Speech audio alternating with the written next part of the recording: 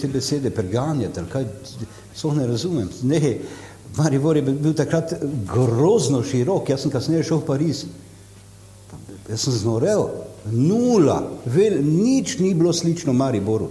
Pa ne govorim, ker imam tako rad Maribor in sem zaljubljen Maribor. Tu je bil izreden feeling svobode vsega. To je bilo v bistvu, ni čudno, če je od 100.000 prebivalcev 80.000 delalo v tovarnah. To je bilo grozno. Ja mislim, da en Manchester ni imel tako populacijo. In to, kje? Seveda tu je bilo tako bogato, ker je bogato mesto, dosti dela. Tu je bilo grozno naboj grozen. Tu se je dogajalo vse, svoboda totalna. In so komaj, mislim, da so imeli grozne probleme tovariši, da so nas sploh lahko nadgledali, mislim, sledili. Fenomen rock'n'roll beat scene 60-ih v Mariboru. Po nekaterih pričevanjih naj bi v Mariboru v tistem času vadilo 250 beat skupin. Maribor je imel podoben status kot Liverpool v Veliki Britaniji, delavsko mesto na obrobju izven centralne medijske pozornosti, z izredno močno beat rock'n'roll sceno. Ko smo marca 2012 začeli raziskovati mariborsko rock'n'roll sceno 60-ih, smo bili izredno presenečeni, kako vseh teh ljudi nismo srečali prej, že konec 70-ih in 80-ih, ko smo se pričeli aktivno ukvarjati z glasbo. Subkulture so nagnjene k nasilnim prekinitvam kulturnih vzorcev. Začetniki roka so prekinili z narodno-zabavno glasbo, harmoniko. Punkeri so prekinili s starimi rockerji, raverji za vsemi kitaristi in tako dalje. Prekinitve so negativni učinki subkultur, pozitivni pa so mreženje novih krogov, ki v družbi kasneje prevzamejo oblast ali del vzvodov oblasti. V Mariboru definitivno ni bilo tako, čeprav je imel v 60-ih izredno močno rock'n'roll sceno, ki je bila v jugoslovanskem merilu primerljiva le še zagrebško. Pričevanja govorijo o množici garažnih skupin v različnih predelih mesta. Maribor je bil takrat v kulturnem pomenu veliko večji in bolj meščanski kakor danes. Maribor je drugo največje mesto v Sloveniji, ki je bila najsevernejša republika v socialistični Jugoslaviji. Ta je po odcepitvi od Stalina prakticirala svojo vrsto socializma s samoupravljanjem. Bilo je dovolj, jaz mislim, da je bil Živl takrat bolj zadovoljen, ker je bilo veliko tovarn, vsi so imeli delo, čeprav skromno, vsi tovarne so bile. Je bil tam, je bil MTT, je bilo metalno, vse je delalo. To ni kar se zapiralo, ko zdaj, ko je kriza, gor in dol. Skratka, te sindikalne plese so imeli tudi firme. Je bilo nekako, na tej socialističnem nivoju. Vsak je neko zabavo. Ja, levo, desno. Je bilo neko vzdušje, bolj optimistično vzdušje je bilo kot recimo danes. Vzdušje je bilo, ja. Pa klubi mladih, ne? Pa klubi mladih, nekako se dalo se je več na mladino, kaj zvem. Prav klub mladih je bil, pa HLC je bila, pa kaj zvem, pa Muc je bil včasih še doli. Zdaj nastanija? Zdaj. V Mariboru je bila locirana velika večina vojaške industrije. Ves vojaški vozni park je nastajal v tovarni avtomobilov Maribor, tam. Mariborska tekstilna tovarna MTT je oblačila številno jugoslovansko armado. Beograd je manipuliral med Ljubljano, glavnim mestom Slovenije, in Mariborom. Iz Maribora se je po drugi svetovni vojni izselila nemška manjšina, zgodili so se tudi povojni poboji in migracije prebivalstva. Prva povojna generacija mladih se je našla v divjih ritmih rock'n'rolla, Stonesov in predvsem Beatlov. Ja, 14 leta moja. Takrat so Beatlesi nekako krenili po tej svetovni sceni. Seveda so bili moji favorit ansambl takrat in do danes. Takrat je izhajal ta hrvaški jukebox, pa nemški Bravo, to nam je nekako bilo dostopno. Zdaj ne vem, če smo ga Mariboru kupovali, glavne prihajajo v Slovenijo, jaz sem ga dobival, ali je to kolega ali pa kdo prinesel z Graca, ker se je hodilo po nakupe. Ti mediji so nam bili dostopni, so bili pa edini, vse na televiziji nismo tega, ni bilo toliko programov, ni bilo MTV-a, ni bilo tega. No, v glavnem, Beatlesi so, moram reči, mi spremenili življenje. Jaz sem takrat se nekako zapisal v tej glasbi. Pred 14 sem začel, to je zelo zgodaj, moram veš. Takrat so bili časi, ne tako kot danes, ko praktično pri 14-13 se že hodi ven, takrat je bil, 14 leta si bil relativno zelo mlad. Povedati je treba, da v Jugoslaviji prvega vala ameriškega rock'n'rolla ni bilo veliko čutiti. Tudi v Veliki Britaniji ni imel velikega vpliva oziroma konkretnih glasbenih ekvivalentov. V času raziskave smo analizirali avtobiografijo Keitha Richardsa, ki zelo nazorno opisuje rock'n'roll in blues sceno v začetku 60-ih v Angliji. Rock'n'roll je bil mrtev, negovali in gojili so ga samo v blues krogih. Pa čez eno leto sem že toliko znal, da sem si nabavil kitaro, zdaj pa napravimo en kitarski ansambl. Takrat sem bil obseden od Shadowsov pa od instrumentalne muzike, samo jaz takrat še nisem ugotovil, da bo ta instrumentalna muzika preko slej šla v pozabo. Ker so se pojavili v Angliji pač vsi ti bendi, od Beatlesov, Rolling Stonesov, Kingsov, Animalsov, Dave Clark Five, pa nekaj še vse, pa so vsi peli. Pa sem rekel, fanti, mi moramo peti, pa mi ne bomo zato neke Apache igrali celo življenje, ne? Ker to ne gre. Arhivi Slovenskega državnega radia pa pričajo o tem, da se je rock'n'roll v manjših količinah vrtel tudi na slovenskih radijskih postajah. Za ostankom pa vendar. Mladina je poslušala Radio Luksemburg, ki je pokrival tudi del Jugoslavije. Tam so v eter spuščali najnovejše, najpopularnejše izdelke glasbene pop kulture. Ja, potem, ko so se ustanovile razne grupe, tako recimo Generacija, Korali Mariborski, sem pristopil, pa sem se naučil, ker sem Radio Luksemburg poslušal že od 57. leta. Sem bil eden za prvih, ki sem bil navdušen na to glasbo. Včasih še v šoli zaspal, ko sem celo noč poslušal. Sem se jim priključil in sem naštudiral 4 komade in glede na čase je bilo to zelo, kako bi rekel, revolucionarno pa popularno in sem bil neke vrste, kako bi rekel, zvezda, ne? Danes se bi smejali vsi. Opozorili bi, da radijska postaja Radio Luksemburg ni bila piratska postaja, kot marsikateri zmotno mislijo. To je bila že v 30-ih letih privatna korporacija, ki je podobno kot Radio Monte Carlo komercialno predvajala glasbo, ki v sosednjih državah državni radio ni hotel ugajati poslušalcem. Radio Luksemburg je po dnevi s svojim 1 milijonom vatov moči oddajal do 7 zvečer za nemško področje. Potem pa so oddajali v angleškem jeziku s poudarkom na novi glasbi. Program se je slišal po vsej Evropi, celo do Egipta. Sovjetska zveza je motila oddaje do padca Berlinskega zidu, vendar se je skozi motnje pri nas dalo kar v redu poslušati. Ko so po Evropi dovolili ustanavljati privatne radijske postaje, je Radio Luksemburg na 208 metrih na srednjem valu prenehal oddajati. Zdaj deluje na nemškem področju kot RTL radio in televizija. Sami smo pričeli poslušati Radio Luksemburg leta 1957, ki je imel velik vpliv na naše odraščanje. Omeniti moramo, da smo nekaj časa pozno po noči lahko spremljali tudi pravo piratsko postajo, Radio Caroline, ki je oddajala iz ladje v Severnem morju.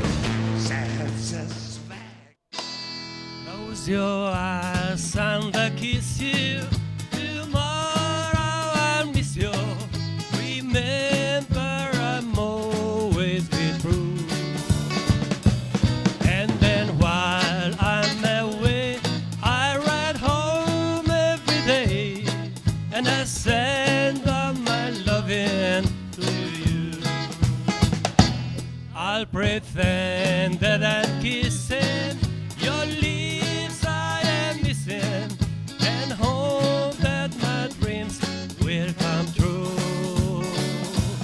And then while I'm away, I ride home every day, and I send all my loving to you.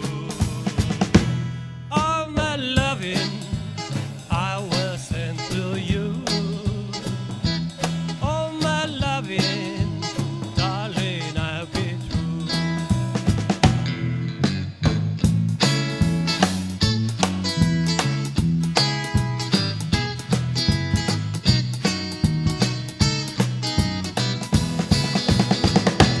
Close your eyes and I kiss you.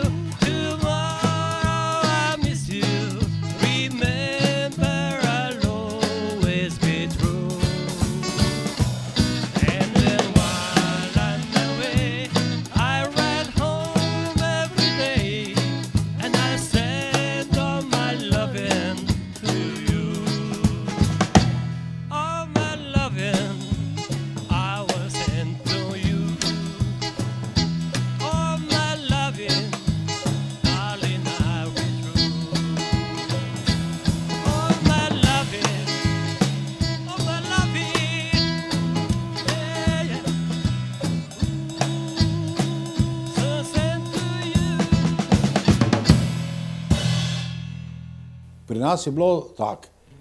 Vsi muzikanti, kjer pač tam smo šli k Orlu, Orli bil, ne? Orli tudi dol, ja? Orlu, veš tam na dvorišču, ali pa po zimi notri, tam smo še gulaš dobili na kredit, se spomnim, 280 din, gulaš s polento. In tam smo se mi med sabo menili, debatirali, plane, ideje, muzika in tak naprej. Pa so tudi bili zraven, pa je tudi bil Mišo Hochstetter, ko je bil fotograf, pa so zraven bili, pa je bil Srečko Nidorfer, ko je pri Večeru delal za glasbo. In kako se je nekaj to menilo, tako je on, tako je nekaj napisal o tem in je živel neki članek. Ali pa, naenkrat je rekel Radio Maribor, dobro, zdaj vi toti vsi pridite k nam, pa bomo nekaj posneli, sicer je bilo to vse skupaj mono, ker so imeli en zvočnik samo na Koroški, ampak mi tam nekaj posnamemo in to je radio vrtel te naše mariborske posnetke, ne samo naše, pa še od onih drugih katerih, in to je neka lokalna hit parada bila. To so ljudi poslušali. To neverjetno. Stvari so se začele dogajati v Londonu in Mariboru skoraj sočasno. Na skoraj identičen način.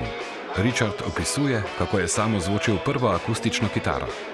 Razstavil Manin radio in iz njega naredil prvi kitarski ojačevalnik. Prav tako skoraj ni pričevanja iz Maribora, ki ne bi opisovalo igranja na radijski sprejemnik. V večini primerov kar več instrumentov na en radio. Gerhard Angleitner, korali, je začel igrati beat glasbo na doma narejeni bas kitari. Nikak ni šlo. Bila tam pol leta, probam, zdaj ne gre. Ti sem jaz enkrat slučajno v jukeboxu, pogledam tiste slike, vidim enkrat, tu so bobne take, tu so bobne pa take. Te pogledam, kako te pa vidim, da je bil eni bobna levičar. Ima kontra postavljeno. Jaz pa sem rojen levičar, Te pa sem si vse to, pa kaj sem si tu vse sam naredil, vse preobrnil, te pa mi je zalaufalo. V takrat najpopularnejšem glasbenem prizorišču, Mariborskem gospodarskem razstavišču in njeni dvorani, imenovani Halice, so do sredine 60-ih kraljevali revijalni orkestri z Bertijem Rodoškom na čelu. Njegov orkester Bertija Rodoška, je zaradi velikega povpraševanja včasih igral celo na 2 lokacijah hkrati, kar si je ob izredno številčni zasedbi lahko privoščil. Mladim nadebudnim bitnikom pa je bilo dovoljeno na istem prizorišču nastopiti pred publiko in zaigrati le med pavzami. Orkester ni potreboval elektrike, novi tako imenovani beat ansambli pa so bili elektrificirani. Jasno, zgodilo se je, da so doživeli burnejše in bolj energične izpade podpore. Kmalu so na odru Hale C stali le še oni, električarji, iz katerih so se orkestraši sprva šalili, češ, kaj boste vi, kaj pa če zmanjka elektrike? Elektrike dolgo časa ni zmanjkalo. Hala C pa je takrat verjetno izgledala kot višek sodobne arhitekture in Maribor je izgledal veliko bolj mestno kot kdajkoli potem. Vsaj do nekje leta 1969-70. Pravzaprav je revolucija trajala izredno kratko. Tako kot povsod po svetu, tako kot v vsaki sceni, je povprečno 2 leti njen obratni krog v javnosti, če ne štejemo priprav, ki trajajo približno 2 do 3 leta. Futuristično Halo C so po sredini 60-ih zavzeli Korali, Rdeči dečki, Biseri, Generacije, The Chains in mnogi drugi. Alenka nas je s svojim navdušenjem res tako navdušila, daj pridi, recimo je rekla meni, zato ker pač ena potem ni več smela in tako naprej. Jaz sem pa potem še Ditko povabila, ker ona pa je bila še notalna, se učila violino in luškana in tak. In je rekla Alenka, joj, ona je pa tako Paul McCartneyju podobna, on je tam najbolj luškan, ona bo Paul McCartney, ti boš George Harrison, jaz, ker sem glavna, bom John Lennon, Breda, ona pa bo Ringo Starr. Bobnar, No in potem smo se te pesmi, ona jih je presnela, smo pele, se učile več glasno, pri meni doma, jaz sem imela tako liberalno familijo, Moj oče mi je kitaro igral, tudi kitara je bila doma in smo potem vadile doma ali pa pri Alenki doma in potem nastopi so pa bili, ni jih bilo dosti, kar se meni tiče. Prej sem jih šla že jaz enkrat poslušati v dvorano Nigrad, Tam so imeli en nastop in to je bilo pravo norenje, ne, mladina čisto noreli, ker smo bili prve, ne. Rock'n'roll pa se je plesalo tudi na številnih drugih prizoriščih. Tudi v klubu mladih na Orožnovi ulici 2, ker so zdaj prostori Univerze v Mariboru. V poznih 80-ih smo prevzeli vodenje tega prostora, ki smo ga v tistem času preimenovali v MKC, Mladinski kulturni center. Za mariborsko beat sceno 60-ih je potrebno navesti še nekaj lokalnih znamenitosti, za katere smo bili prepričani, da so veljale za vso Jugoslavijo, če že ne širše. V Mariboru so ples imenovali Vugi Vugi in ne Bugi Vugi. Legenda pravi, da se ples imenuje po fotografu, ki se je pisal Vugi ali Vuga. Konec 50-ih je nekaj časa preživel v Trstu, kjer je videl ameriške mornarje plesati Bugi Vugi. Ob vrnitvi v Maribor je v hali C na plesu prezentiral svoja nova svetovljanska znanja premikanja nog in rok na plesišču. Miličniki so ga na plesišču pretepli do krvi in ga vrgli v celico. Mladina pa je iz nekega tihega upora pričela nov ples imenovati Vugi Vugi. Zdaj pa tak, ne? Takrat je bila glavna scena televizije, še ni bilo takrat. Ja. Ne? To se pravi, da televizija ni bilo, redko kjer je televizijo kupil, ko je televizija prišla na Blajp, ne? To se si samo lahko določene ideje televizije pregloči. Drugače, če si imel gramofon, te si že bil bog batena, mi smo imeli gramofon, mi smo imeli doma vse. To se pravi, jaz imel i televizijo, i gramofon, i radio, i eno in drugo in tretje. To se pravi, moja mati je to vse nabavila. In plošče tudi. Tudi. Hora Legalis, za katero smo prav tako bili prepričani, da je veljala po vsej Jugoslaviji, je bila v 60-ih uvedena od 20 do 6 zjutraj. Samo v Mariboru in samo iz razlogov pojava rock'n'rolla. Frizerska policija, za katero smo bili prepričani, da je bila civilno neformalno združenje lumpen proletariata v manjših razmerah, je bila v resnici uradna milica, policija. Miličniki so preganjali dolgolasce, jih lovili in na silo strigli kar na ulici. Strojčkom za striženje so jim pokosili črto po sredini glave. To se je dogajalo tako pogosto, da je bil komentar mimoidočih v stilu spet so enega Beatlesa. Beatles so takrat imenovali dolgolasce, kar je še ena lokalna pogrutavščina. Beseda pa je simbolizirala tudi prestopnika ali barabo, dolgolasca. V Mariboru so izredno zgodaj začeli igrati beat glasbo. Že konec 50-ih in na začetku 60-ih je deloval band brez imena, v katerem so nastopali kasnejši pomembni akterji električarske glasbene scene v zasedbi. Hari Pernarčič, ritem kitara, Franz Rojs, solo kitara, Vili Galun, kitara ali včasih Boris Piko, kitara. Rednega bobnarja niso imeli. Franz Rojs je predeloval radijske sprejemnike v kitarske očevalnike in akustične kitare v električne, bil je serviser marsikateremu bendu v 60-ih. Na drugi državni so igrali še celo brez imena. Hari, Franz Rojs, Pernarčič, ja. Pa, ja, Hari Pernarčič, Franz Rojs in Piko Boris. Piko, ja. In je to bil prvi ansambl, ko so igrali to angleško muziko, Sherose, vem, da so igrali Apache in to je bilo nekaj revolucionarnega v Mariboru. Če predstavljamo temeljiteje, motorje, gonilne sile rock'n'roll scene, moramo izpostaviti dve zasedbi. To so Rdeči dečki in Generacija, v začetku Korali. Ta dva benda sta v 60-ih igrala značilno vlogo dveh različnih pogledov na glasbo in verjetno tudi življenjski stil. Med seboj so se ločevali na pristaše Beatlov in Rollingov. Nesporno pa je dejstvo, da so bili Korali in kasneje Generacija prvi in vodilni bitniki v Sloveniji. Je bil Fistravec, Kosar, Marjan, Bobnar, Fisarski gitarist, Gerhard Eingleiter je bil na bas kitari, neki očevalec je bil tam nared kot iz Iskre in mikrofon je bil tudi priklopljen gor in jaz sem tam pel Traveling Light, Cliff Richarda sem najprej zapel. Ne poznaš to pesem? Ne, mogoče, bo nam. Got no back, some marriage to slow me down. To je taka lepa pesem, še vedno vidim na YouTube, makar dosti pogledam. In nakrat fotor od Fistrasa pride pa rekel, Mirko, pridi sem pa čujem zdaj, je rekel, to ti pa poje, pa vraga je rekel. Fotora njega se čujem, ne. In tako se je poje začelo, pa in smo začeli pravzaprav vaditi, ne.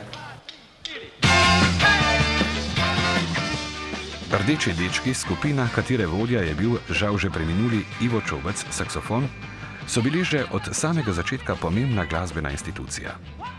Iz te skupine je kasneje vzniknilo mnogo nacionalno in mednarodno uveljavljenih mariborskih pop glasbenikov. Samo naštejmo. V 70-ih uspešna pop pevca Edwin Pliser in Charlie Arhar, rockerica Neca Falk, producent pop in narodno-zabavne glasbe Boris Roškar. V skupini Rdeči dečki so se kalili številni mariborski rock glasbeniki. Ta bend je predvsem po zaslugi Iva Čopca tudi nadaljeval delo in po letu 2000 posnel celo 2 CD-ja. Na zadnjem je kvalitetna pop glasba. Ivo Čobec je bil tudi velik zbiralec arhivskega medijskega materiala v skupini Rdeči dečki in mariborski rock sceni 60-ih. V njegovem arhivu so tudi kasete, posnete z navadnim kasetofonom na koncertih na tako imenovanih kitarijadah. Rdeči dečki so bili tudi nagrajeni s 3. mestom strokovne žirije vse jugoslovanske kitarijade maja 1967 v Zagrebu, na kateri je v študentskem centru v 3 dneh nastopilo 200 jugoslovanskih rock'n'roll zasedb. No, ko smo pa s Čobecom prišla v en ansambl, pa so se rekli, najboljše je, da rečemo Rdeči dečki, ker so že znani, ne? Po tem imenom, pa smo pa tam nadaljevali. Red Boys, ne, je bilo naprej. Ja, angliška varianta, pa pač to prevod, ne. Ja, to so bili eni Black Boys v Angliji, takrat pa so rekli, dobro, mi imamo pa Red Boys, ne. Kdo je ime pogledal? Kdo je ime pogledal? Ne, to so gitare, bila rdeča, pa so ni bilo, kaj bi bilo. Ja, rdeče gitare. To pa ne bo Red Boys, ki so rdeče gitare. Rdeče gitare, to veli. Ja, jaz sem kupil gitaro od Galuna. Od Galuna sem kupil rdečo gitaro, pa so mi jo pa sunili. Leta 1968 so nastopili na mednarodnem tekmovalnem rock koncertu na stadionu v Grazu v Avstriji, kjer so osvojili 1. mesto, žirije in 2. občinstva. Vse bolj ugotavljamo, da Jugoslavija v 60-ih ni bila tako zaprta komunistična država, da se je veliko bolj omejila kasneje, v 70-ih in 80-ih. Na plošči mariborske rock legende se odlično sliši vzdušje na ljubljanski kitarijadi v Hali Tivoli leta 1968, na kateri so spet prejeli 3. mesto strokovne žirije za Mladimi levi in Belimi vranami. Kot napovedovalec napove, so bendi na takšnih srečanjih morali igrati po 4 pesmi. Pogoj pa je bil vsaj ena lastna skladba.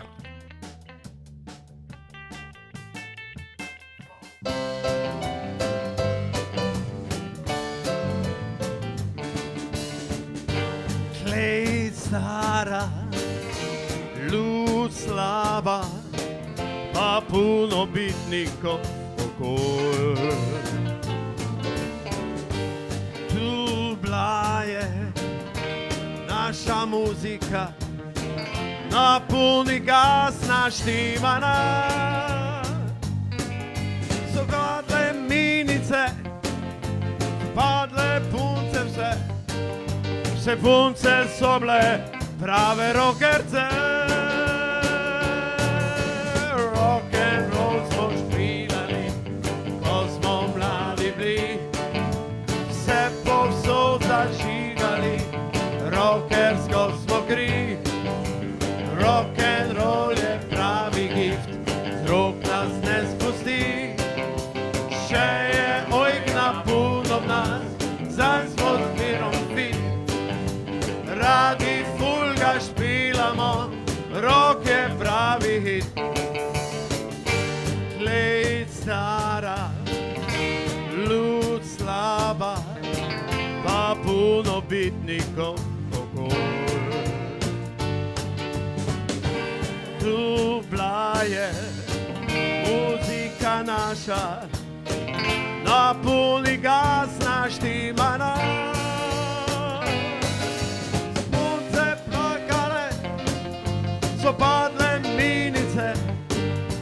Naše punce so bile prave rokerce.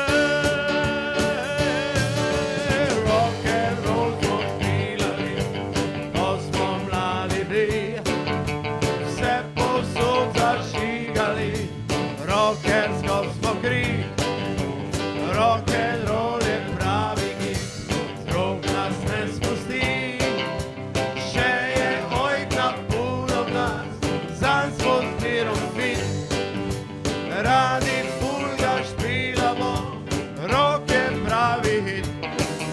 Rock and roll smo špilali, ko smo mladi bili.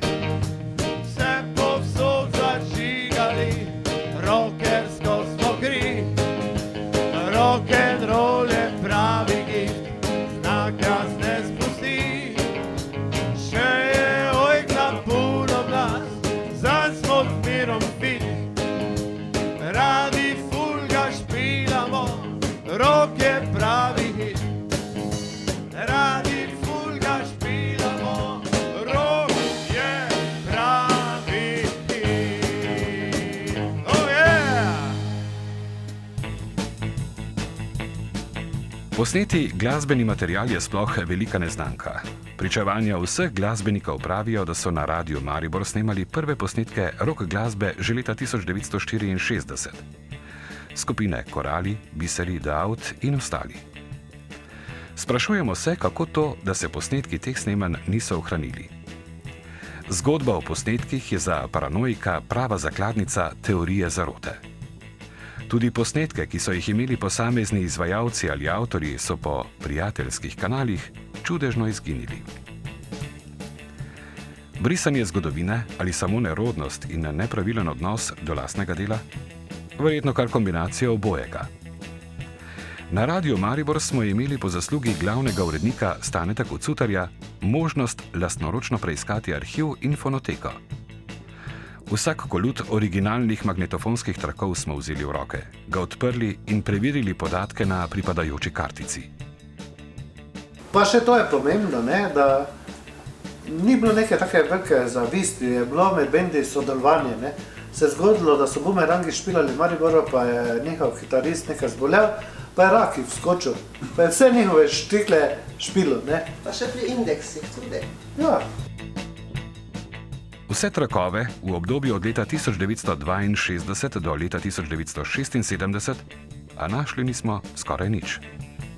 Našli smo posnetke skupine Grif iz leta 1976, Alarm iz leta 1976, ko se je skupina ponovno sestala zaradi snemanja.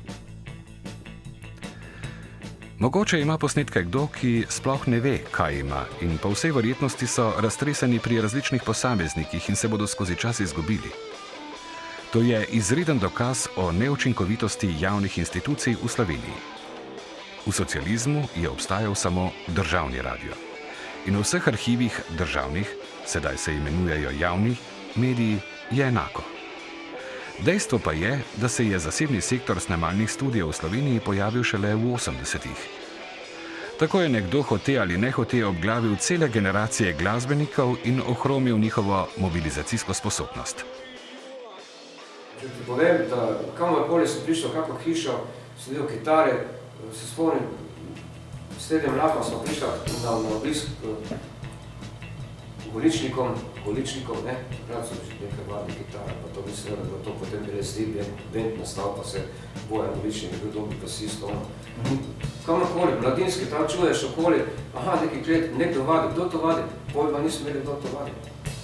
Samo Kondori, na primer, ne, ansambl, Maša, Ivan Korbun, pa ostali, ko so tečali, ko so našteti v tisti plošči, ko so te vi znali, ne, rock legende.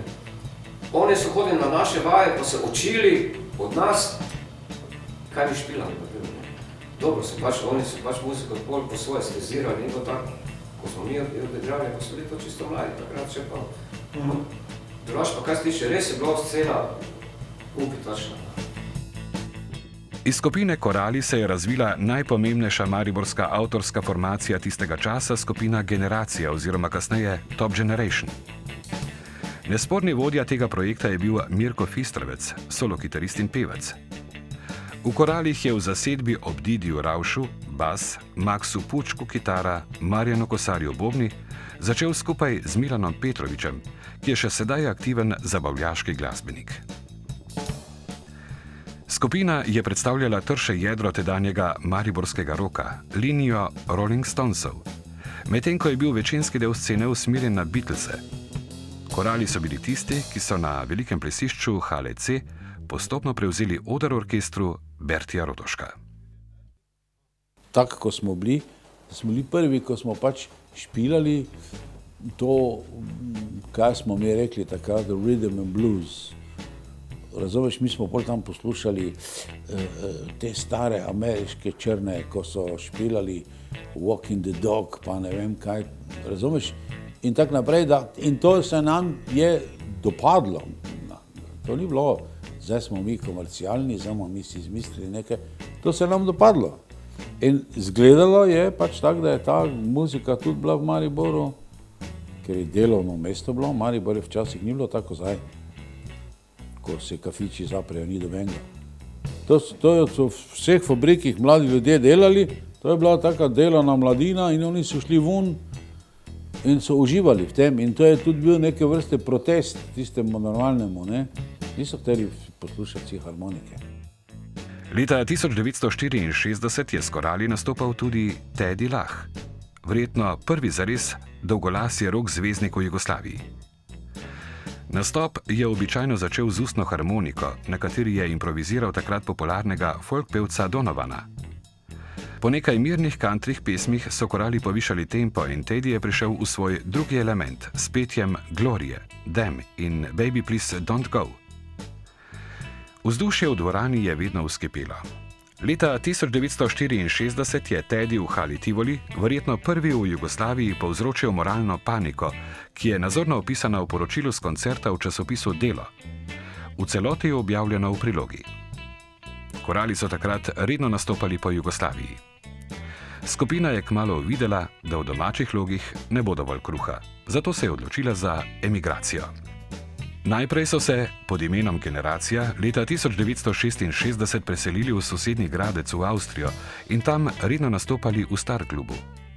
Nadaljevali so po Nemčiji kot Top Generation in leta 1968 pristali v Parizu kot sekstet v postavi Mirko Fistravec, Damjan Katalinič, Didi Ravš, Marjo Škrinjarič, s pihalcema Tonijem Kuzmičem in Kokijem Vojoševičem.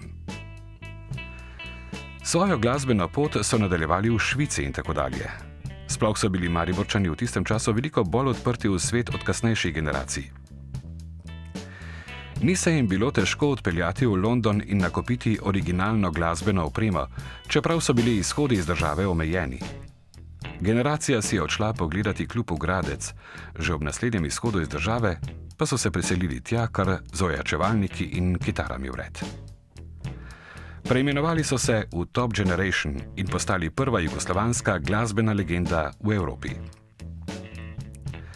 Dogajale so se jim neverjetne reči. Slovenska javnost je prepričana, da je Laibach prvi bend, ki je imel hite v tujini. Napaka za 20 debelih let. Top Generation so izdali dva izredno kvalitetna, avtorsko in produkcijsko, singla v tujini: Nemčija, Švica, Španija. S pesmima Stop Stop in Waiting for a Train. Avtor glasbe in besedila obeh je Mirko Fistravec. Založba Star Records iz Švice jim je izdala tudi izredno lično natisnjen LP. Obe pesmi imata nekaj protestniškega pridiha. Stop Stop je kritika neaktivnega posameznika in unificirane zahodne družbe. Waiting for a Train pa je protivojna pesem z akustično kitaro in obenem meji na ljudsko besedilo, večno temo izseljencev iz domovine in razlogov izselitve. Vse Fistravcove pesmi imajo izredno dobro in privlačno melodijo, pravilno izbrano ritmiko in profesionalno izdelane aranžmaje. Pri naslednjem hitu, ki so ga pripravljali, katerega avtor je bil Damjan Katalinič, se jim je ustavilo zaradi poslovnih nerodnosti. Top Generation je bil v tistem času dobro plačan live band. Pričeli so dobivati že tantjeme iz naslova avtorskih pravic. Zgodile pa so se jim tudi nesreče. V Parizu in okolici so imeli leta 1968 zblokirane nastope. Vendar, ko so prispeli, so naleteli na kaos, demonstracije. Vsi nastopi so bili odpovedani. Takrat je pri njih bobnal Mario Škrinjarič, prej Bijele strijele iz Zagreba na Hrvaškem. In odločili so se, da gredo iskati novega menedžerja v Nemčijo. Z avtom, ki ga je vozil Škrinjarič, so se 60 km za Parizom zaleteli v tovornjak. Mario Škrinjarič je umrl na mestu nesreče. Fistravec je z manjšimi poškodbami preživel. Zdaj pa ne vem, če je mogoče Cobra dobil takrat na loteriji svoje vozniško dovoljenje, to ti ne morem reči, ker se spomnim, da je tudi v Champs-Élysées, ko smo se pelali z avtom, smo imeli taki kamion, pa smo rekli, čuj, naslednjo na levo, in on je sredi Champs-Élysées enostavno obrnil avto na levo, razumeš? On ni imel tisto, ja, zdaj naslednja ulica. On je koji, no takrat je pa pol tam meni 120 na uro se zaruknil v stoječi kamion sredi ceste. Tako da na koncu od avta ni bilo nič. Jaz pa sem zadaj spal, pa me je okoli obrnilo, tako da sem si samo nogo malo zvil. Cobra pa je bil mrtev. Potem se je Top Generation pridružil bobnar Boris Polak. Top Generation je nastopala do leta 1986. Fistravec je kasneje na Nizozemskem ustanovil studio in booking agencija MF Music Nederland. Top Generation so v najboljšem obdobju zveneli kot odličen soul band z rockerskimi koreninami. Za njimi ostajajo dobri posnetki in kar nekaj odličnih avtorskih del. Z gotovostjo lahko trdimo, da so ustvarili vsa dva top avtorska komada. Čeprav bi se Fistravec sam strinjal, da njegovih del ni potrebno šteti v slovensko produkcijo. Band Generacija, oziroma še v obdobju, ko so se imenovali Korali, ima tudi revolucionarno, uporniško, subverzivno izkušnjo. Komitej mladine je ugotovil, da band svojo glasbo ustvarja in spodbuja huliganske izpade in so jim prepovedali nastopati v Mariboru. Iz protesta je skupina decembra 1965 organizirala koncert na prostem na Trgu Svobode. Snežilo je kot zastavo, se spominja Milan Petrovič. Trg pa je bil poln do zadnjega.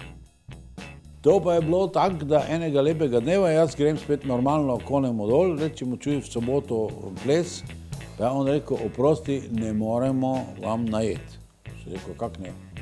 Je rekel, občina ne da. Kak ne da občina? Ja, županja, neka županja je bila tam, kažem, rekel, to pravi, misli, da vaša glasba ni dobra za mladino, da je to preveč desničarsko, ne vem kako. In pa smo mi enostavno vzeli instrumente in smo šli tu na štenge, tu doli. Na štengah smo se postavili, na vrhu šteng. V Eko je bila tista restauracija. Ja, na Trgu Svobode. Te še ni bilo onega kočaka, tako da je bilo to vse odprto. Potem smo pa šli, se spomnim, Tedi, Lahov je šel tam s električnim kablom v tisto gostilno, v Eko notri, tako, kaj je že bil, ne vem, kako se je imenovalo, in je rekel, čujte, zdaj bomo mi tu igrali, pa bo televizija prišla, pa to, pa ono, in lahko vzamemo elektriko. Pa reče ona, štekaj tu, samo malo dajte s kamero tu, da se bo videlo nas tudi, seveda. Podjetniško razmišljanje, torej podjetniško zavodje? Ja, no ja, mareš, ne, v sili hudičko, mareš, žere, kako se je reklo to. In smo mi tam pol začeli špilati na tistih štengah. In se naenkrat začne ljudje vstavljati, pa 100, pa 200, pa 300, pa 500, naenkrat je bil puni trg, puno naroda. In mi špilamo, pa čujemo neki začne eni tam, fuj, paceki, pa tak. Obrnem nazaj, čuj, 3 marice. Zdaj za vami, ne? Za nami, tam so se pripeljali po... In marice odprejo von, pridejo tak lep leather jacket, policija in se oni tam postavijo. Da pa nič niso upali, ali pa niso hteli, ali pa v glavne tam so ostali. Narod pa že je bil malo jezen tak. Pol pa mi špilamo in pa je bil konec tega, potem pride en tam šef policije, pa rekel, tovariši, ki imate dovoljenje. Ki imate dovoljenje. Sem rekel, kako dovoljenje? To je javni nastop, zato morate vi imeti dovoljenje. Pa še kak javni nastop? Sem rekel, mi smo tu vadimo.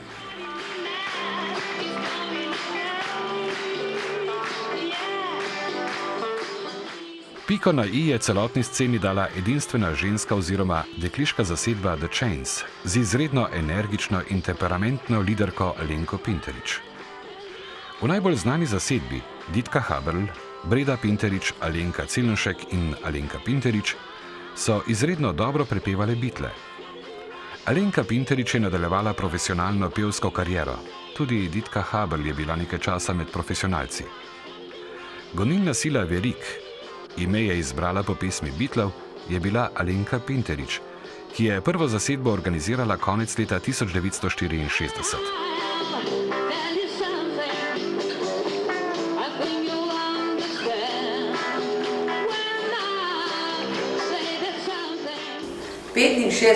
Je bila ustanovljena ta prva, najbolj iskrena in v bistvu najbolj eksplozivna dekliška skupina po vzoru Beatlov.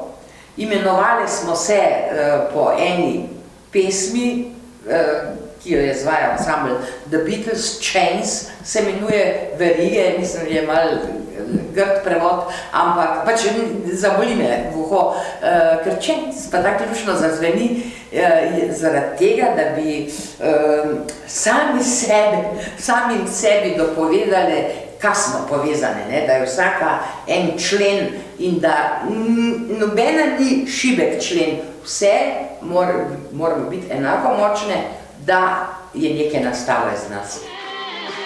V manj kot leto dni je ob spremljavi benda Korali ženska skupina The Chains postala slavna. Pinteričeva je šla še dlje in želela organizirati tudi instrumentalistke. Edini nastop v hali C v električarski ženski zasedbi so imele proti koncu leta 1966. Alenka Pinterič je že leta 1966 zmagovala na popevkarskih festivalih širom Jugoslavije. Maribor nikoli več po 60-ih ni imel tako popolne sociološko, družabno, glasbeno, umetniško in ne nazadnje tudi podjetniško zaokrožene glasbene scene.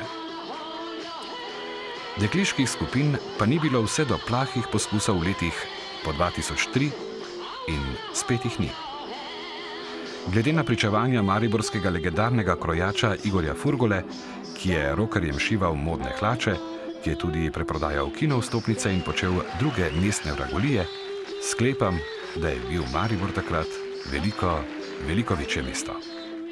Adela je igrala bobne, jaz sem igrala bas kitaro, Alenka je igrala ritem kitaro, pa Cila se mi zdi tudi ritem, da ni bilo nekih solo kitar takrat. In smo imeli ta premierni nastop v hali C, instrumentalen. Takrat sta prišla še Ata pa mama gledat. Ata se skoraj pogrezno tam od sramu, ko nas je videl. Jaz sem znala na pamet par komadov, ne, ker jaz nisem igrala kitare. In ko je meni zmanjkalo znanja, sem jaz tisto bas kitaro letala po celem odru za Alenko, pa sem se drla, kaj gre naprej, kjeri prijem pride.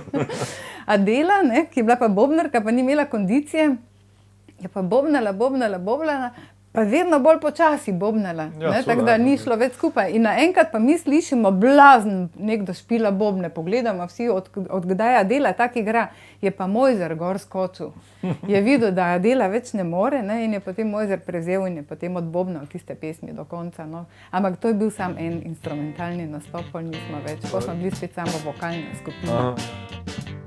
Leta 1967 nekje najdejo Homemakersi, ki so že s 5 priredbami Beatlesov pričeli nastopati na centralnih prizoriščih Maribora. V Homemakersih sta se promovirala dve ključni osebnosti. Ritem kitarist Rasto Ovin in solo kitarist Andrej Veble. Ustanovila pa sta jih Ovin in Vladimir Jurc lani. Na bobnih pa je debitiral Danilo Karba, kasneje izredno cenjen bobnar v različnih mariborskih zasedbah, nazadnje ustaljen pri Čudežnih poljih. Zdaj, naredil sem si prvo sam bobnane.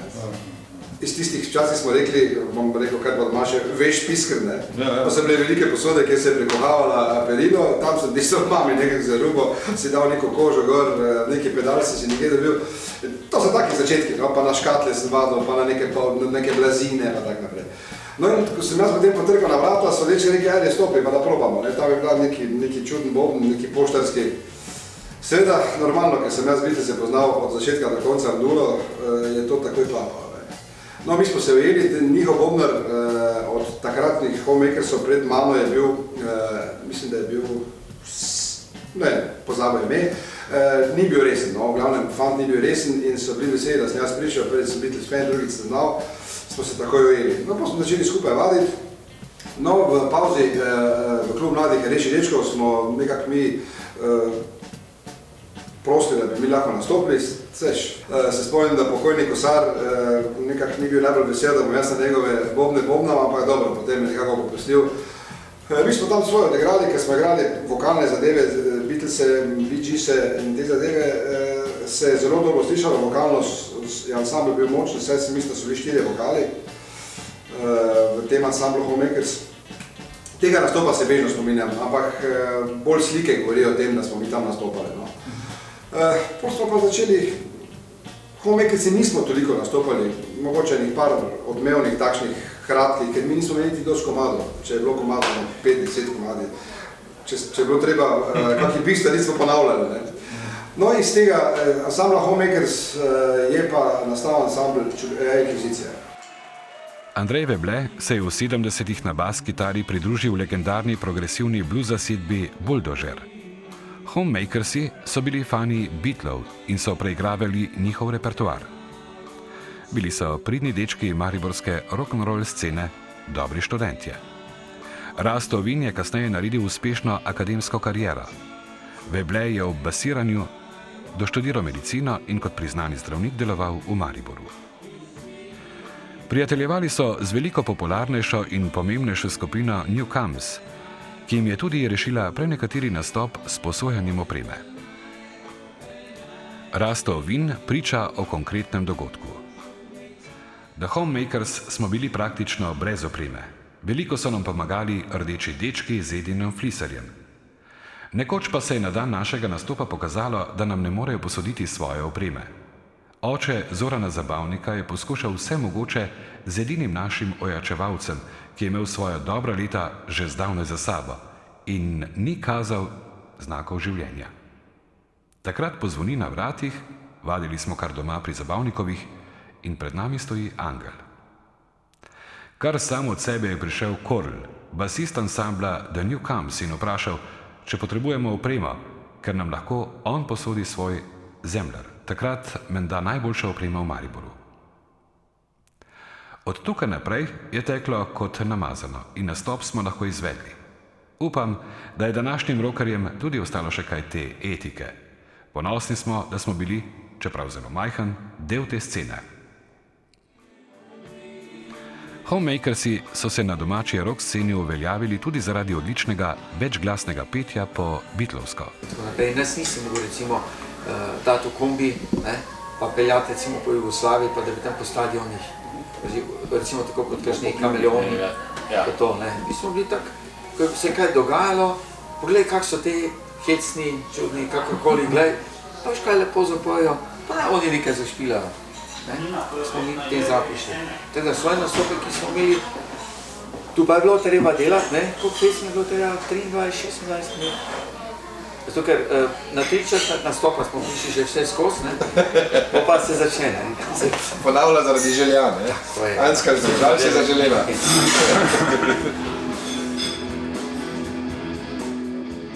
Ob spremembi postave so spremenili tudi ime in nastala je Inkvizicija, ki je v različnih postavah uspešno nastopala globoko v 70. leta kot terasni ansambl. Takrat v začetku 70-ih so si omislili novo rabljeno profesionalno opremo, ki so jo kupili pri gospe Medved v Gradcu. Anekdota govori o švercanju opreme čez mejo. Vedeli so, da se visoki carini ne bodo mogli izogniti na mejnem prehodu v Šentilju. Izračunali so, da bi za vrednost 10 000 dinarjev plačali vsaj 1300 dinarjev carine, zato so se odpravili na manjši prehod Cmurek-Trate. Carinik je takoj opazil polni kombi nove opreme in njihov ovinek na poti do Maribora mu je bil sumljiv.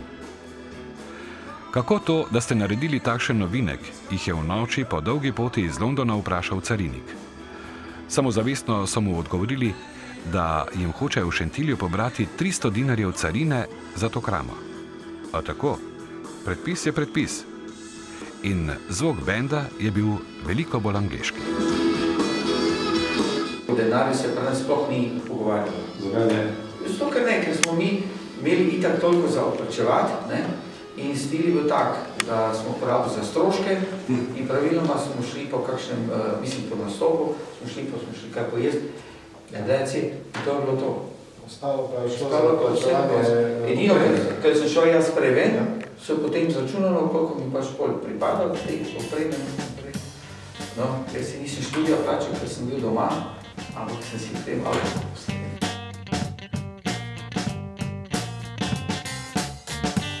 Newcomes je naslednja močna in vplivna zasedba, ki se pojavlja na plošči.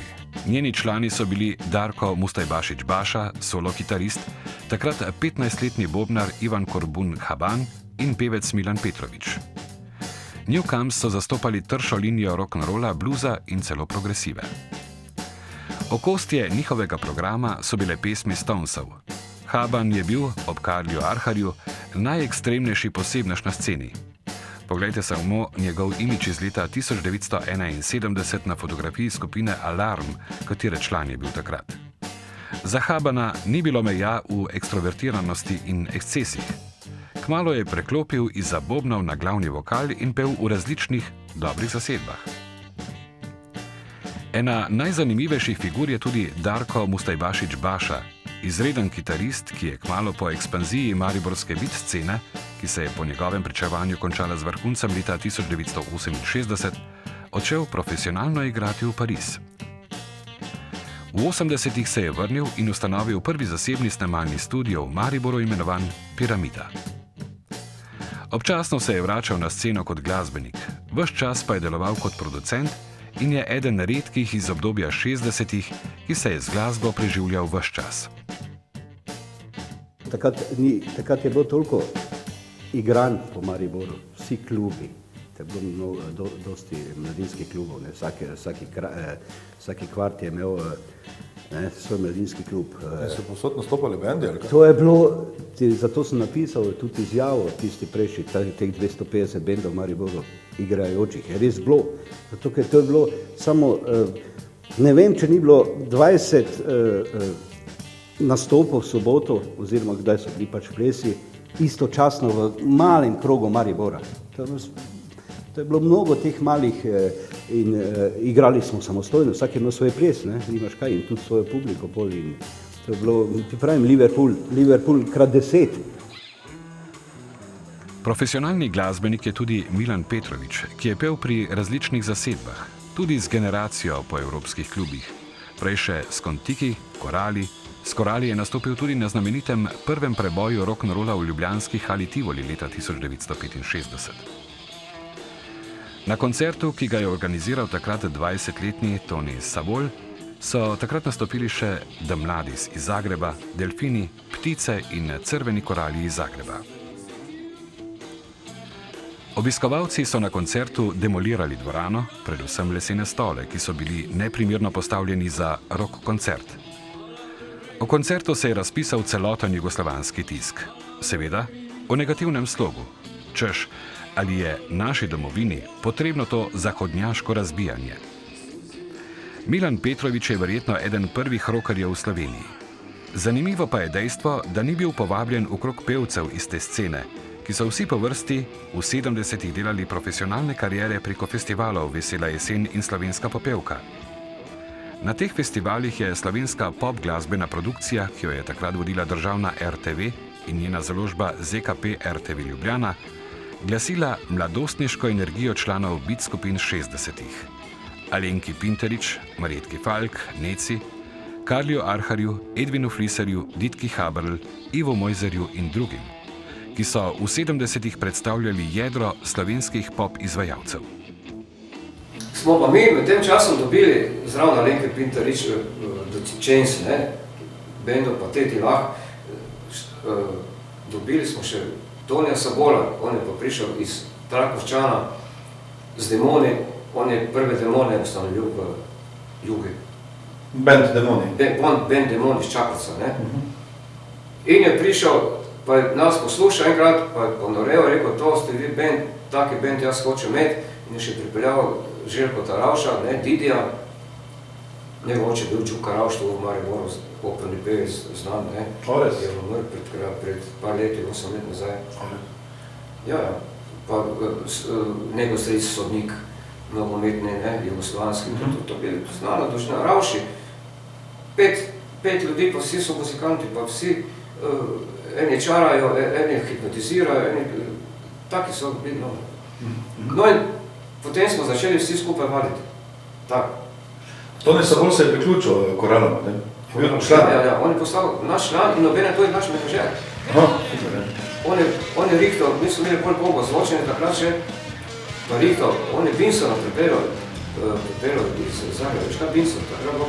Najboljše odvočenje je bilo... Zdaj pomeni Binson, zakon za takrat, pa Sabrini, pa vsa to zvočenje. Susie Q, baby I love you, Susie Q, I love the way you walk. Po cvetočem obdobju slovenskega roka v 60-ih, Ljubljana kot glavno mesto Slovenije nikoli več ni dovolila, da bi se kaj takega ponovilo. Kar se je izkazalo kot peklenski medijski načrt centra proti periferiji za vse kasnejše generacije. Naslednji fenomen mariborske rock scene je bil Rado Urbančič Raki, solo kitarist, avtor in vodja različnih znanih domačih in mednarodnih zasedb. Mlajši od Rdečih dečkov in generacije je ustanovil skupino Surprise, ki je pričela nastopati leta 1968 v Hali C. Starejši kolegi iz generacije ga omenjajo kot pomembnega za mariborski rock, kar pomeni, da so ga, čeprav mlajšega, sprejeli v svoj glasbeni milje zaradi njegove virtuoznosti na električni kitari. V začetku 70-ih je Raki ustanovil novo legendo jugoslovanske progresivne rock scene, skupino Alarm. Alarmu je kmalu uspel velik preboj na Boom festivalu leta 1972, ki so ga mediji vztrajno imenovali Pop Festival Ljubljana 72. To je bil jugoslovanski festival, ki se je selil po različnih mestih. Prišla so 70-ta in mariborski bend je preklopil na nov zvok in stil hrupnega, progresivnega roka, dolgih solaž in virtuoznega igranja. Raki pa je dobil na bas kitari enakovrednega soigralca Bojana Goličnika Golico. V določenem trenutku je bil z njimi tudi Toni Sabol na orglah, ki ga najdemo v vseh bolj izpostavljenih in zvočno inovativnih mariborskih zasedbah. Band je očitno tudi nekaj zaslužil, saj so si privoščili šoping v Londonu, nabavili nove orange ojačevalnike in kompletna nova oblačila za na oder. Medtem so še igrali ali načrtovali turnejo po Nizozemski. Raki je bil vsaj 3-krat v karieri tik pred velikim uspehom in vedno mu je pred ciljem zmanjkalo energije. Ali pa podjetniških sposobnosti, ki jih Raki ni prinašal s seboj na oder ali v zakulisje. Na plošči slišimo posnetek, narejen na Radiu Maribor, ki je eden izmed 3 ohranjenih. Praviloma so takrat na snemanjih produkcijsko utišali kitare pri razbijaških bendih in jih tako nasilno prilagajali mainstreamu, ki pa je imel poleg glasbenih še politične in družbene pomene.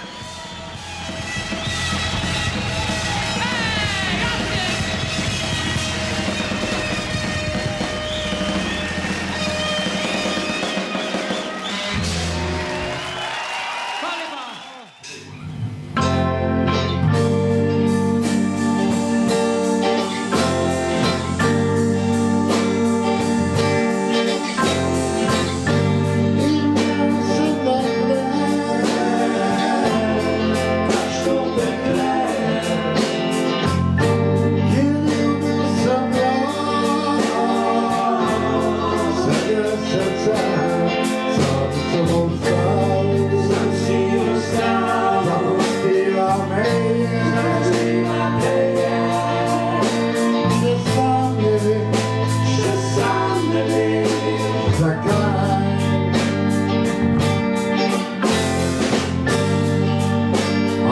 bom še kdaj videl tvoj prekrasen obraz in te modre oči, ki preganjajo me cele noči. Kadar mislim nate, odekle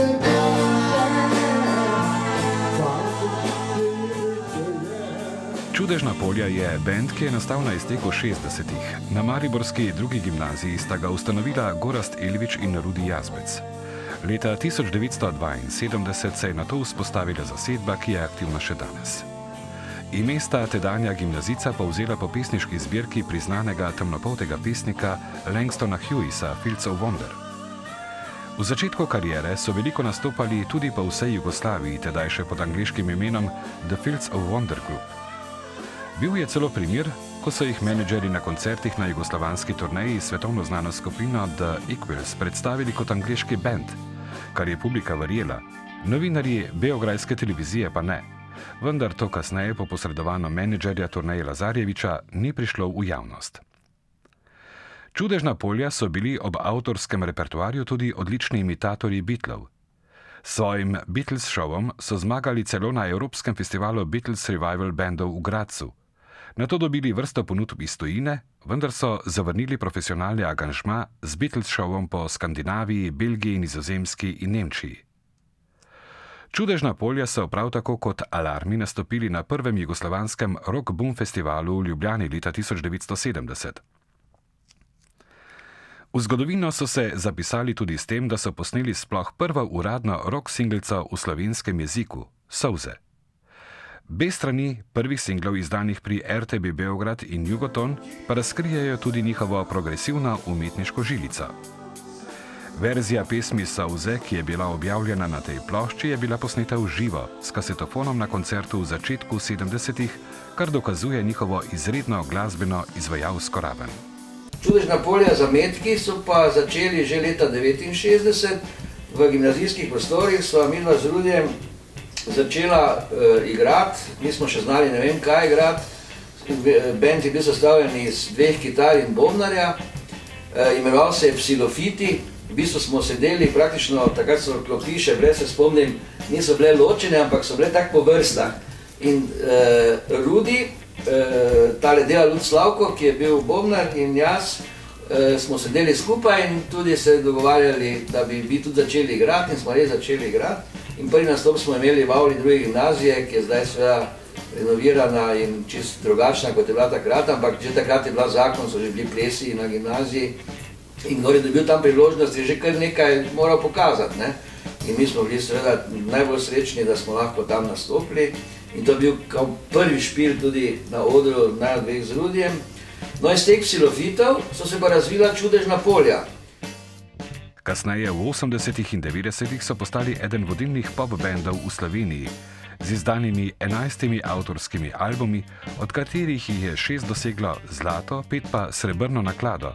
In so tudi eni od le 5 slovenskih izvajalcev, ki so prodali več kot 100 000 izvodov enega albuma. Skupaj pa so prodali več kot 500 000 albumov.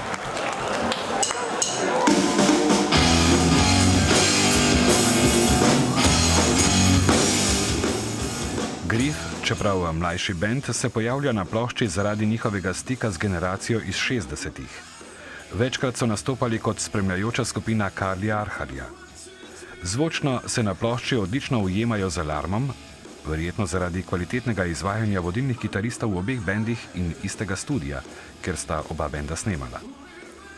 Grife je ustanovil solo kitarist Milan Prislen, tudi večinski avtor glasbe in besedil benda, ki je v obdobju od leta 1976 do 1980 posnel za dober album glasbenega materijala. Objavljena pesem Na severu nič novega, saj je bila hit na koncertih neke mlajše generacije v 70-ih, o tej sceni pa več drugič. Preden končamo še nekaj o 2 skupinah, ki sta v 60-ih igrali pomembno vlogo v Mariboru, a jih ni na plošči, ker so njihovi posnetki izginili. The Out, izredno pomembna zasedba je bila tudi The Out, katere posnetki se niso ohranili, oziroma jih nisem našel. čeprav so snemali na Radiu Maribor. Pri The Out je začel Karli Arhar. Gonilna sila benda pa je bil Andrej Pukšič, Hari Pernarčič pa njegov najbližji sodelavec. Pripadali so teže kategornikom beata oziroma bluza, saj so ob generaciji gojili bližino rollingov, izvajali so tudi Kenneth Hit in lastne skladbe. Karli Arhar se je v tem bendu prvič vzpostavil kot showman. Andrej Pukšič je gojil velike upe o profesionalni karieri. Bend je bil profesionalno organiziran, imeli so kombi, lastno opremo, menedžerja, scenska oblačila, nabavljena na Dunaju. Andrej Pukšič je vse do leta 2012 vodil zelo znano avtomehanično vulkanizersko delavnico v Mariboru. Karli je uspel kot najboljši slovenski šansioner vseh časov.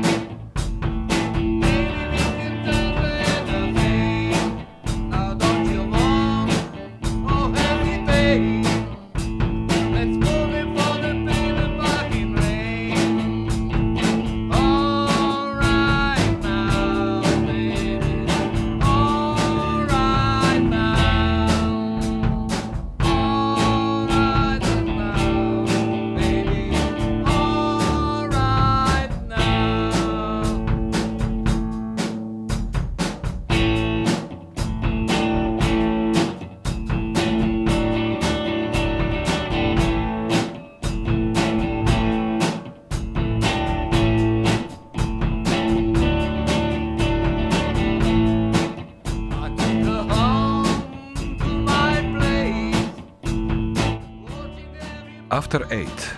Jedro skupine, Bedenik, Fidel in Katič se je leta 1968 odpravilo na poletno sezonsko delovno in glasbeno ekskurzijo v London. Tam so si ogledali vse aktualne glasbene zasedbe, nabavili kitare in ojačevalnike ter se vrnili v Maribor kot napredni glasbeniki. Skupina After Eight je zavzela pozicijo prve progresivne rock skupine v Mariboru. Ostali, ki so bili na tirnicah Beatlov in Stonesov, so bili za njih komercialisti. Skupina je bila aktivna v letih 1968 in 1969. Razpadla pa je zaradi Katičevega in Fidelijevega odhoda v JLA. Bedenik se je podal na študij, Raki in Petrovič pa sta še sedaj aktivna glasbenika. Vsaj meni, jaz sem tak skupino uredil naslov, oziroma smo kar samo imeno odstavili pa poslali britanskim železnicam, če nas sprejme. In tako smo dobili vizo, takrat smo morali imeti, ker smo šli z vlakom, vse vize od avstrijske, nemške in tako dalje, oziroma pardon, pa še dovoljenje naše za obrambo. Ministrstva za obrambo, ja, oziroma kaj je že bilo, notranjega odseka, ker so bili vojaški obvezniki, tako je bila to velika zadeva kot zavora. No in potem smo šli v Anglijo, tam pa smo z velikimi očmi opazovali preporod oziroma Flower Power, prvič videli rožice, zvončke in smo po Hyde Parku hodili v Londonu in to z velikimi očmi opazovali. Skratka, v kratkem smo bolj spoznali, da je tam nekje v Sohu oziroma v bližini Soha, da je tam en klub, ki se mu reče Marquis, in ugotovili, da se tam največ dogaja in da tam so vsi ansambli. In v trenutku smo se včlanili, postali člani, ni bila velika boniteta, ampak ponosni smo bili na to in redno hodili. Sicer smo pa delali na britanskih železnicah, vse živo, jaz konkretno sendviče, mazal, toast, na začetku Zdravko, Branko so delali Jaz sem delal v kafeteriji, v pivnici. sem delal prvo na Klepkem Junction v kiosku, sem prodajal sladkarije pa sendviče pa tako. Pa sem se preselil na Paddington, pa sem imel svoj troli, zjutraj sem ga naložil, troli, to je taki voziček, v katerem je bilo puno sladkarij, sendvičev, pijač in tako dalje. In tam so vsi, ki so zjutraj v tisti rush hour preleteli z vlakom, so preleteli pa so si kupili bombončka, sendviča, pijače in tako dalje.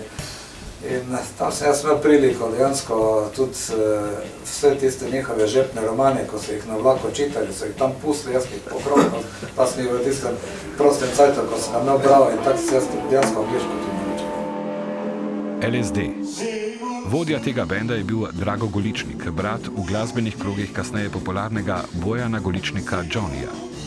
Ime LSD so si nadeli, da bi provocirali javnost, ko pa se je sestal Mariborski komunistični komite z namenom ustaviti provokacijo, so se v trenutku preimenovali v LSD, Lepi slovenski dečki. Drago je skupino sestavil idealistično.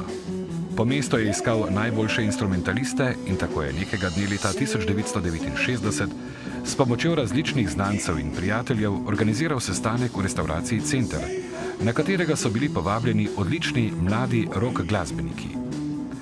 LSD je torej nastal preko javnega povabila oziroma ustnega oglasa, kar je dokaj neverjetna pot za nastanek benda v Mariboru. Vizija je bila ustvariti kvaliteten koncertni rock band, saj so menili, da so ostali preveč komercialni. Polovica repertoarja so bile lastne skladbe, druga polovica pa priredbe Led Zeppelin, Taste, Erika Claptona in tako dalje. Medijsko skupina ni prodrla v širši prostor. Po ljubljanski kitarijadi leta 1970, ko jim je Tomaž Domicel napisal uničujočo kritiko, so prenehali z delovanjem. Drago Goličnik se je posvetil študiju medicine v Gradcu in tenisu, ki ga je ves čas profesionalno igral.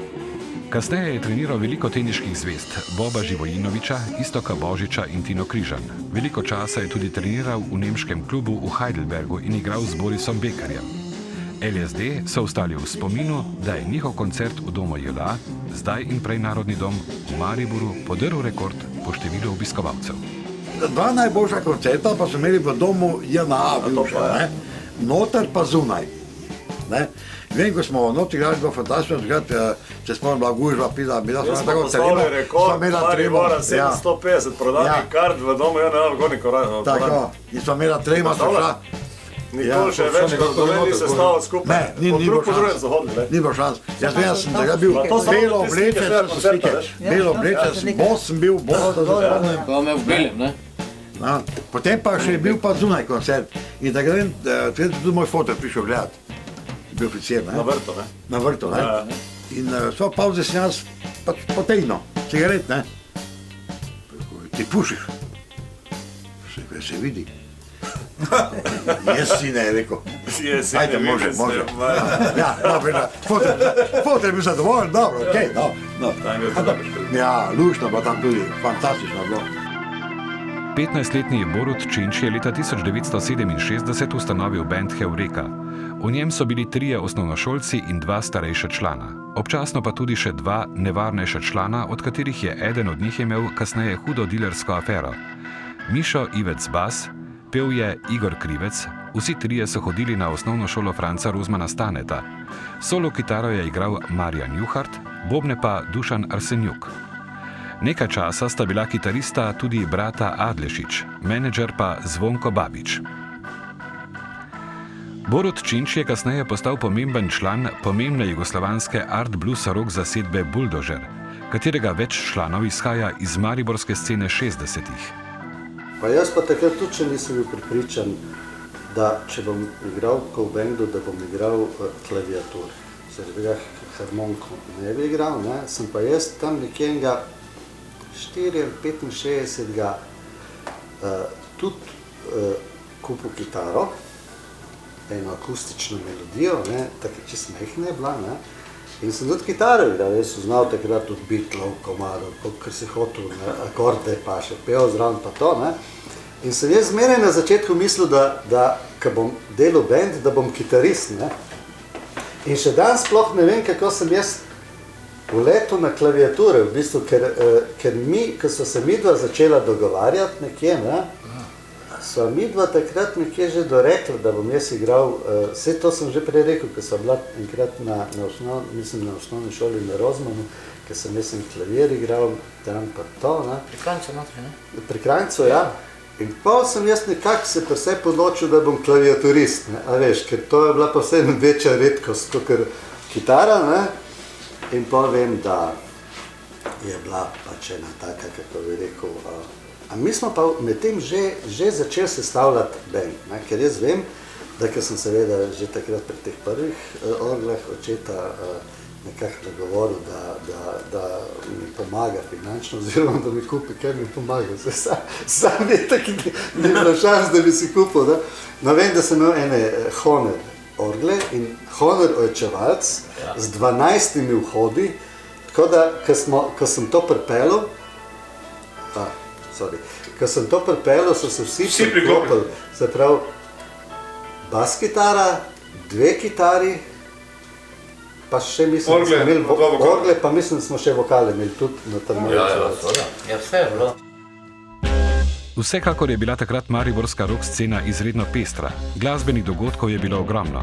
Ves čas se je kaj dogajalo. Koncerti v Hali C, spomin na koncert sarajevskih indeksov, mislimo, da je bilo leta 1968 ali 1969, ki so bili takrat ful v štosu progresivnega roka in so igrali po 20-minutne verzije svojih komadov. Spomnimo se koncerta beograjske korni grupe z Dadom Topičem na vokalu leta 1969. Spomnimo se koncertov, ki so se dogajali v Ljudskem vrtu, na stadionu. Nikoli ne bomo pozabili legendarnega mariborskega Bum festivala leta 1971, prvega vsejugoslovanskega rock festivala, ki se je potem preselil v Ljubljano.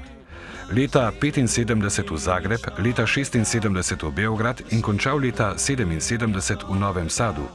Vse od leta 1973 pa do zadnjega Buma leta 1977.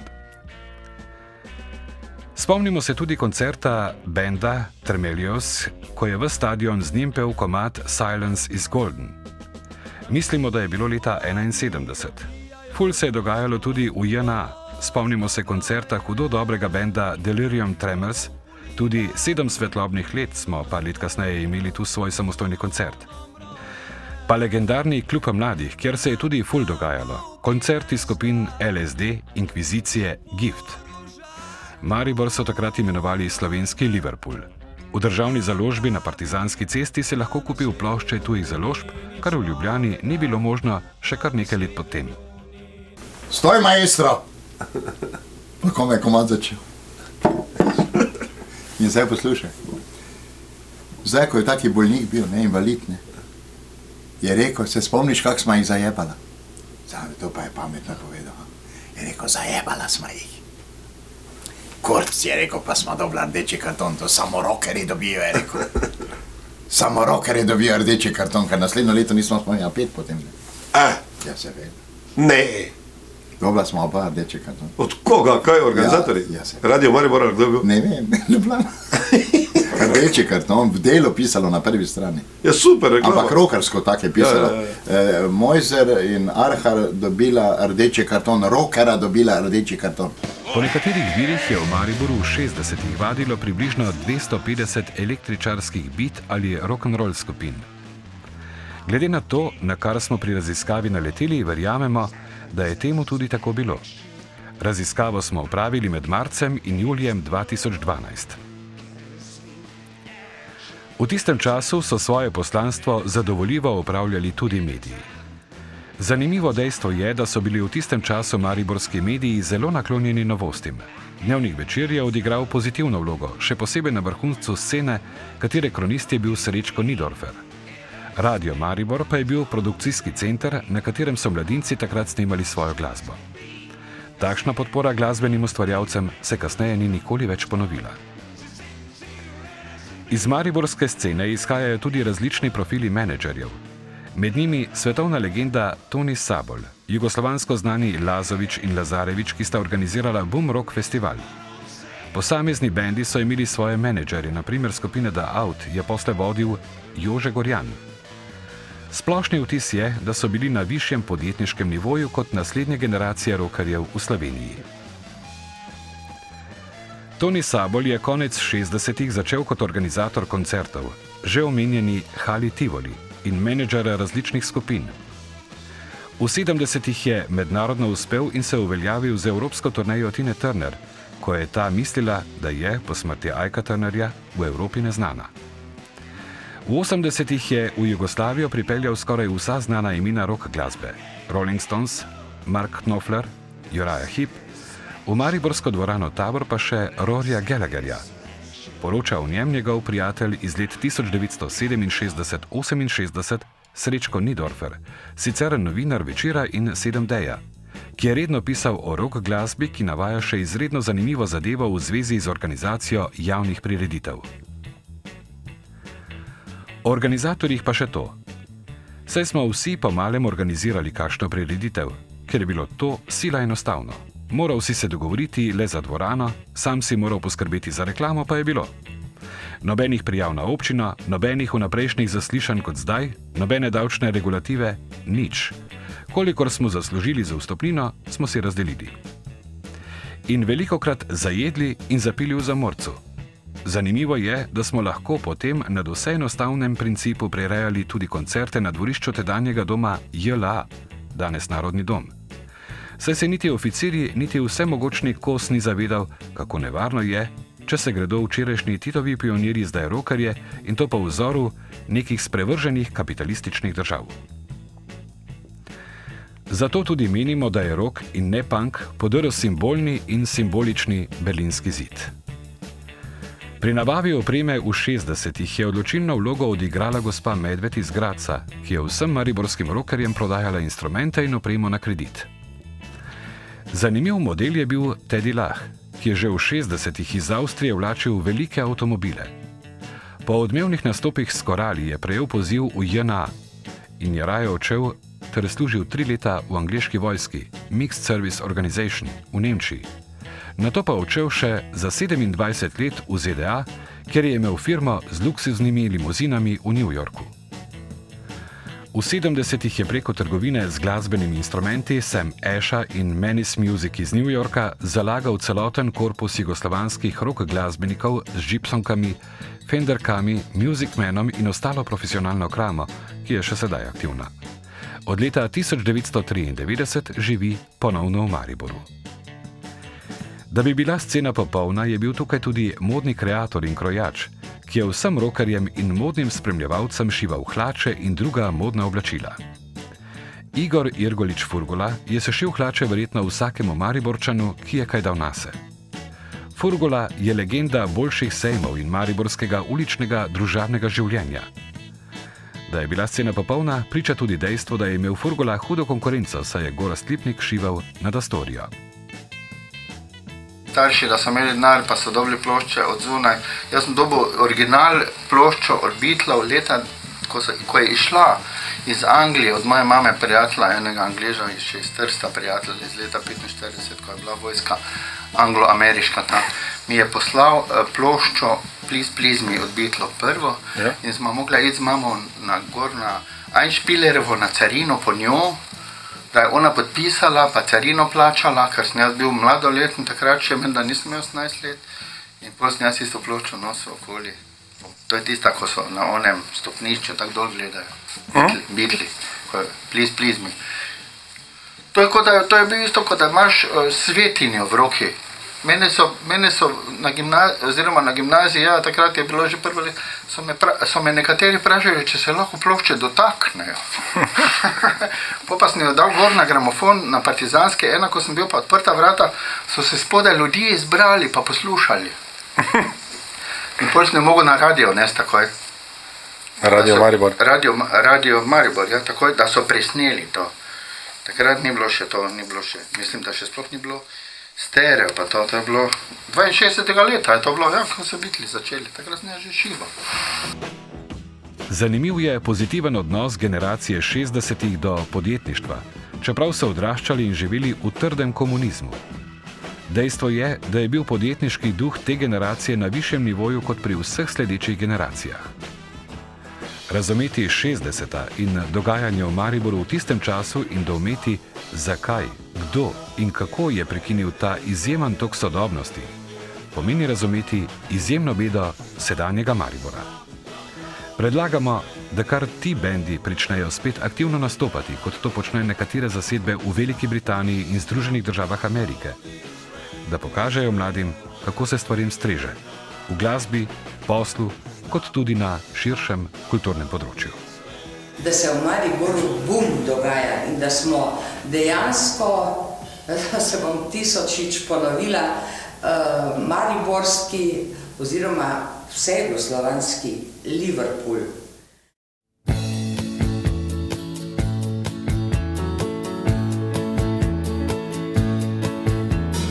Sitting on the railroad station, waiting